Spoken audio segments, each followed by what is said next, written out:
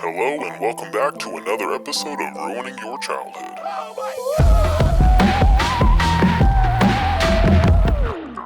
Welcome back to another episode of Ruining Your Childhood, one sculpt at a time. So going into this week, I was feeling a little bit adventurous. I'm sorry. So that's right, folks. Today we're going to be diving into the wonderful world of Adventure Time, and we're going to be sculpting one of the most tragic, weird, and honestly probably the creepiest character in the entire show. And that's right, folks. It's Mr. Steal Your Girl himself, Ice King. Growing up watching Adventure Time, Ice King was always such a weird character for me. Like, he was funny and quirky, but at the same time, he was kind of tragic. Like, if you think about it, he was kind of like a modern day Phantom of the Opera. You know, like a lonely, misunderstood figure who desperately wants love, but is also creepy. Honestly, I never really know how to feel about him. My emotions were all over the place. But somehow he still ended up being one of my favorite characters. Anyway, as you can see, we're doing things a little bit different here. We are making his body instead of his head first. The reason for that, his body is quite simple. It is literally just a capsule. A tube with a closed end. But to kind of catch us up, I started off with some Sculpey Ultralight that I wrapped over some tin foil just to make the body a little bit lighter. And right now I'm just going over top of it with some Super Sculpey Firm. And the reason we're going about it this way is because if I didn't, I would have been using an entire block of clay for this one part. And yeah, I don't got that kind of money, you know what I'm saying? But now that we got the rough shape of his body complete, we go in with the back end of my X-Acto knife and later on with a paintbrush to kind of add some wrinkles. This is one of my favorite ways to add wrinkles of clothing. It's simple, but it does a pretty decent job. And once I was happy with how wrinkled his clothes were looking, we are going to be adding some texture.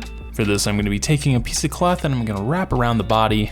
Once I had that thing nice and tight, we could give it a vigorous rub down. You know, not too firm to ruin the sculpt underneath, but just enough to push the pattern onto the clay. But now that his body's all textured up, we can go ahead and pop it in the oven. And with Ice King's body back from the oven, we could go ahead and start adding on his head. So after quickly drilling a hole, we're going to be inserting this little piece of armature wire. This is going to help hold his head on nice and straight. So after that, we're just going to be taking a ball of clay and mashing that onto the end. And with his head ball in place, we could start actually forming it and making his head a little bit more shapely. Just go around the top, squeezing it just to give it a more oblong look. From there, I'm going to be using my fingers to push in some eye sockets, then following it up with some pre-baked eyes. Made these by taking a ball of clay, baking them, and then slicing them in half. Once I was happy with the position of the eyes, we can now start giving him some lower eyelids. For this, I rolled out some thin pieces of clay that we're going to lay underneath the eye. I then go in with the silicone sculpting tool just to kind of refine the shape a little bit more and also blend in that extra bit of clay. And once we had those lower lids blended in, we're basically going to be doing the exact same thing for the upper lid, except we're going to try to make it a little bit more shapely. So once we lay that on top, I'm going to go in with that same exact sculpting tool, but also try to give him a little bit more of a furrow brow. Now that we've successfully made the eyes of a Ninja Turtle, we could go ahead and start working on his mouth. Using a really small ball stylus, I kind of penciled in how the shape of the mouth was going to look. Then I went in with my X-Acto knife to start to slice out those mouth chunks. Once I had all the big pieces cleared out, we could go in with the scraper tool to clear out the rest of the mouth chunks. Give it a quick little and with that, we have the mouth looking mouth-like, and we could go ahead and start adding some cheeks here. Using that rounded silicone sculpting tool, I'm going to introduce some facial wrinkles, and then we could go ahead and start adding his teeth. For his teeth, much like the eyes, I went ahead and pre-baked these off camera. I just made them kind of into a shark tooth look.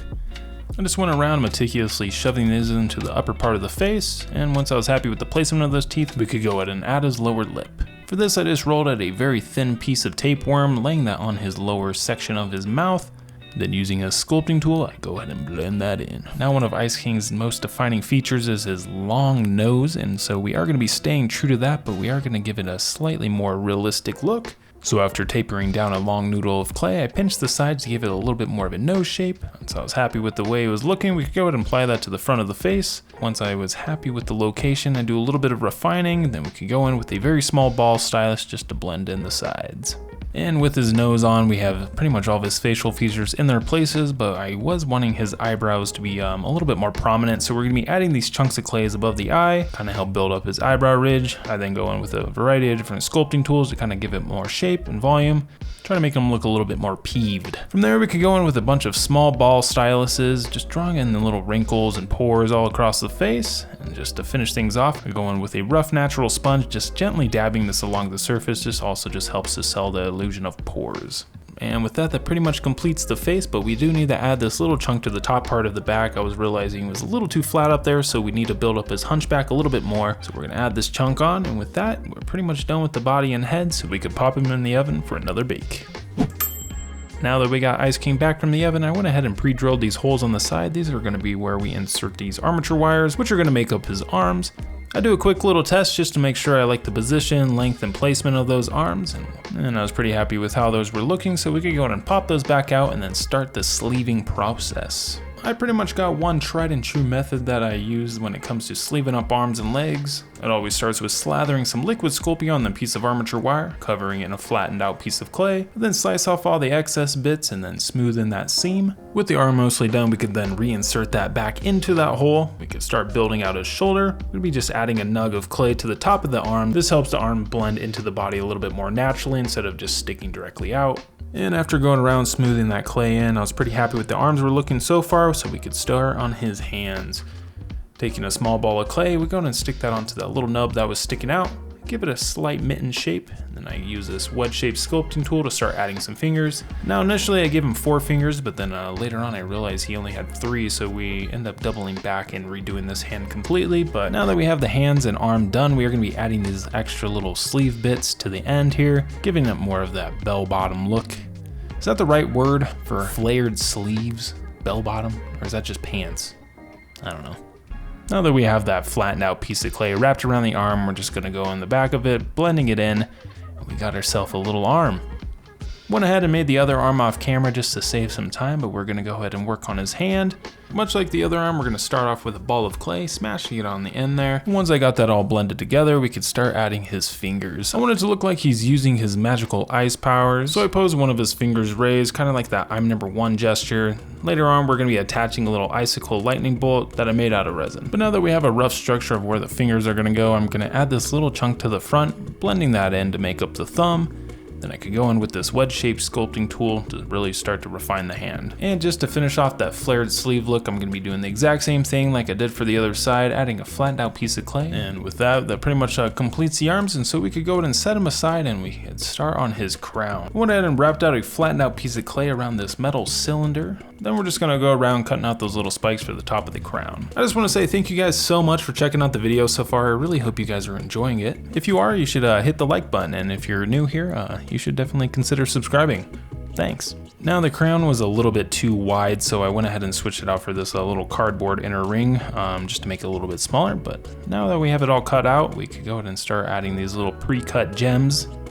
Is that a movie, Pre-Cut Gems? No, Uncut Gems. Wow. Anyway, now that we have him and his crown complete, we could go ahead and pop him in the oven. And with Beardless Ice King and his crown back from the oven, we could go ahead and start the painting process. Now, to be honest, Ice King is gonna have a pretty simple paint job considering he's just different shades of blue, but there are multiple ways to make it a little bit more interesting. But to start things off, I like to give the entire sculpture a base coat of its initial base coat colors, starting with his cloak. For this, I used ultramarine blue, magic blue, and a little bit of black to get this nice tone. As for his skin, I'm gonna be also using that ultramarine blue and that magic blue, but mixing it with some white to give it a much lighter tone. Another trick I like to use is when I'm painting skin is I like to really water down the paint and do multiple passes. This helps to eliminate a lot of those brushstroke lines and also allows the paint to kind of fall into all those cracks and recesses. But now that the skin is done, we could go ahead and let that dry and then move on to the inside of his mouth. For this, I'm just gonna be using straight up out of the tube ultramarine blue. Since it's kind of hard to reach, I'm just gonna be loading up the paintbrush, sticking it behind that teeth and really just going blender mode with it and just kind of spinning it around to get as much surface as possible. In the end, you can't really see the inside of the mouth, but we'll know it's there. As for his teeth and eyes, I'm going to be using this color called Bone White, and for those of you that are wondering what type of paint I'm using, the brand is called Vallejo. I'm not sponsored or anything, I just feel like they do a pretty good job. But with the base coats completed, we could go ahead and start making this bad boy look a little bit more alive using washes. For this wash, I'm just gonna be using some ultramarine blue and black. I'm just gonna be coating that on nice and thick. And for those of you that are curious on how I make washes, it's literally just paint and water. The trick is just to adjust the ratio between water and paint, depending on how thick or thin I want it. But to finish everything off, I'm gonna be going over top of it with a dry brushing of that magic blue just to make the detail in the fabric pop. With the clothes done, we could then go ahead and start making his face look a little bit more lively. For this, I'm obviously going to be using more washes, starting with an ultramarine wash. I just really water this down, letting it sink into all those little cracks, bumps, and ridges. Then I go ahead and thicken that up just a little bit to place underneath his eyes and lips to build up his eye bags. Even though he's just blue, we are going to be adding some red washes over his cheeks. I feel like this just helps make the face pop a little bit more, and it kind of makes him look a little bit more alive. And the final step is to go over top of everything with a light blue dry brushing. This just helps pull all the colors together and makes it a little bit more cohesive. And now that we're done with the skin, we could go ahead and start working on his eyes a little bit. Start off by adding some red paint to the inner and outer corners of his eyes. Once I was done with that, we're then going to be using a pink wash to go over top of the entire thing. I then go back over top of it with that bone white just to wet blend everything together. But while I'm doing some final touches off camera, we could go ahead and start on his crown. For this, we're going to go ahead and start off by base coating it with a black paint. Then once we had that fully coated and completely dried, we could go over top of it with a metallic gold. Now I noticed that metallic colors tend to reflect whatever colors underneath, so the reason I didn't go with yellow and I went with black is I felt like it gave it a more natural weathered look. Now as for the rubies on front of his crown, I mixed up a couple colors, starting with a color called blood red, and I mixed it with silver. Felt like this gave it a little bit more shine, but it wasn't shiny enough, so I'm going to be using some UV resin, just putting that on top of that. Then using my little UV light, I'm going to blast that for a few seconds just to let it harden. And while I finish that off camera, we could go ahead and start adding on his beard. Going to be using this stuff called Fabric Fusion. It's a fabric glue, but it happens to work really well with gluing fake hair onto my sculptures. So we're going to be adding just a thin bead of it to the back. We're going to be adding this synthetic wool. Laying that on, pressing it down. We're going to be working our way from the bottom all the way to the top, adding multiple layers, just kind of building it on, giving it a little bit of shape before flipping around and working on his beard. I forgot to hit record, so we got a little bit of his beard already on, but honestly, it's all the same thing. Right now, we're really not going for shape, we're mostly just going for bulk. But now that we have his beard and hair done, we could do a little bit of shaping before adding these two little tufts to his upper lip to make up his mustache. I am going to have them pretty long, that way they can flow down into the beard to make it a more natural beard look. Once I got his mustache on, I went in with the back end of my X-Acto knife just to give it a little bit more shape. And with that and a little bit of off-camera detailing, we're onto those JCPenney glamour shots.